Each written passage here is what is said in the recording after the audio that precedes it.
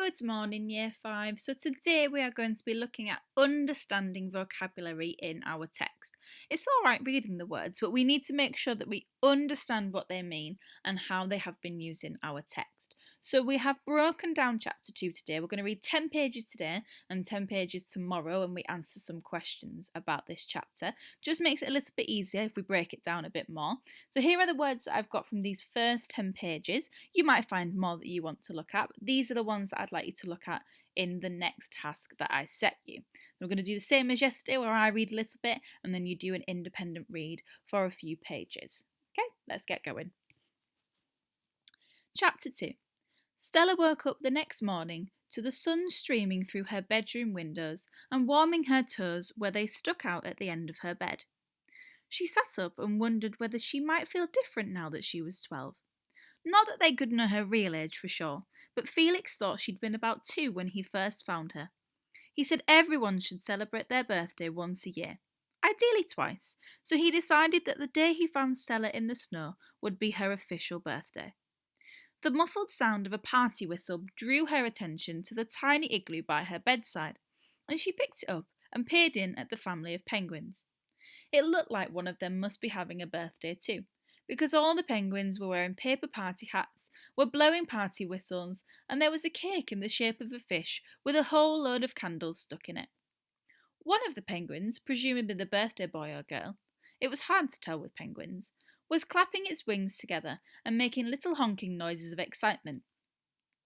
Remembering what Felix had said about singing to them, Stella sang Happy Birthday through the door of the igloo, which immediately caused a great furore, with all the penguins running around in circles, their big feet slapping noisily on the ice. Stella smiled and put the igloo back by the side of her bed. With an effort, she pushed off all thoughts of Felix's imminent departure and her own dreary imprisonment with Aunt Agatha out of her mind. It would be a terrible waste to let it ruin her birthday. You only turned 12 once, after all. She put on her most favourite special occasion dress. It was powder blue, with tiny white buttons in the shape of polar bears, and a glorious petticoat skirt, which puffed up beautifully when Stella spun around in a circle, making her feel rather like one of the sugar plum fairies she sometimes saw dancing in the garden at midnight. She tied her white hair back with a blue ribbon, then went down the vast staircase that led to the lower floor.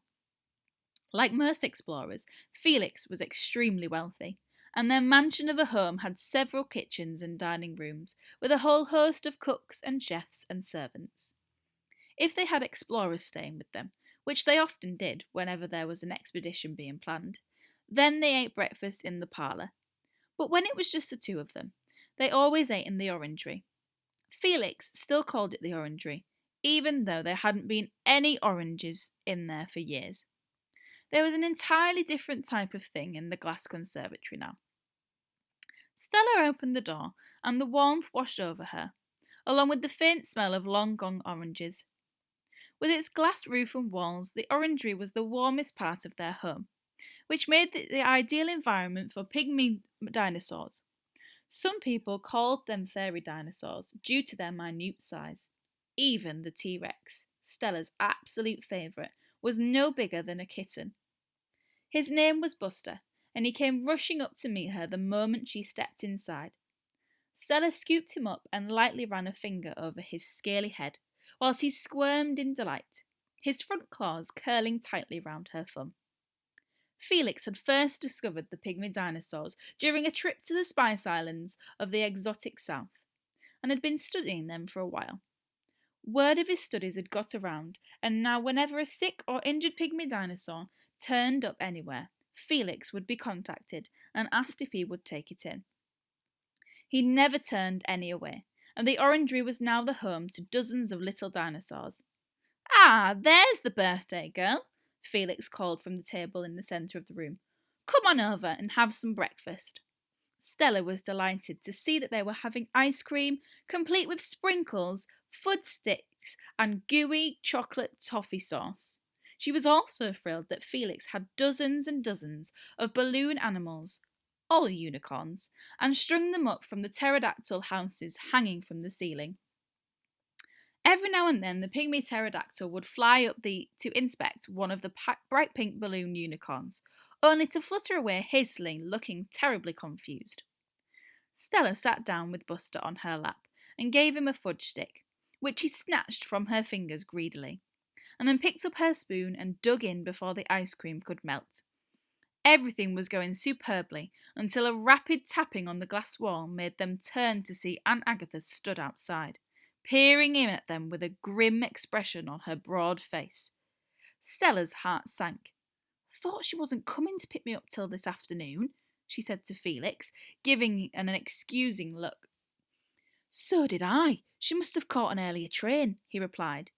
Then he sighed. "Well, there's no use trying to hide from her now then. She's seen us, I suppose." He waved her through the glass and raised his voice. "Come in, Agatha, the door's open." Stella returned her attention to her ice cream as her aunt navigated the outside of the glass house to the door. She came stomping in a moment later, dressed in a matching purple skirt and jacket, as well as a big floppy purple hat with a feather in it. Aunt Agatha was a stout woman, and Stella thought the outfit made her look rather like a giant violet frog. Definitely the kind that you shouldn't lick, just in case it turned out to be poisonous. "How nice to see you, Agatha," Felix said politely, standing up to pull out a chair for her. "Would you care for some ice cream?" "Ice cream?" Agatha repeated in a tone of horror. Anyone would have thought that Felix had said, "Would you care for some minced squid lips?" "Ice cream? For breakfast?" she went on. "Oh, really, Felix? Really?" "It's Stella's birthday," he replied, as he sat down back on his seat. "Oh, yes. Happy birthday, dear," Aunt Agatha said, acknowledging Stella for the first time. "Thank you, Aunt Agatha," Stella replied. Her aunt plonked herself down in a chair, clutching her handbag on her lap, as if she feared someone was about to snatch it from her. So as you can see, there is the independent read emoji now. So I'd like you to read these next few pages by yourself, read it with a parent, guardian, sibling, and this will help you with the next task that I am going to set you. So you can pause the video to read it at your own pace.